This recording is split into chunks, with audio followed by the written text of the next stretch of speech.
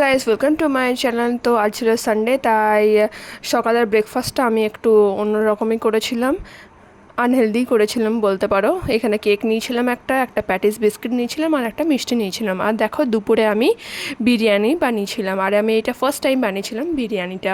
খেতে মোটামুটি ভালোই হয়েছিল। আর এখানে দেখো বিরিয়ানি ছিল, স্যালাড ছিল আর চিকেন কষা ছিল। আর বিকেলবেলাতে আমরা চলে গেছিলাম সিনেমা দেখতে। আর কী সিনেমা সেটা বলছি একটু পরে। দেখো রাস্তাটা খুবই সুন্দর, আমার তো খুবই ভালো লাগে রাস্তাটা দিয়ে যেতে।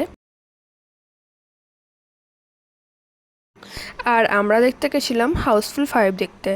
আর সিনেমাটা মোটামুটি ছিল, কিন্তু হাউসফুলের আগের সিনেমাগুলো একটু বেশি ভালো লেগেছে আমার। এটা মোটামুটি ছিল।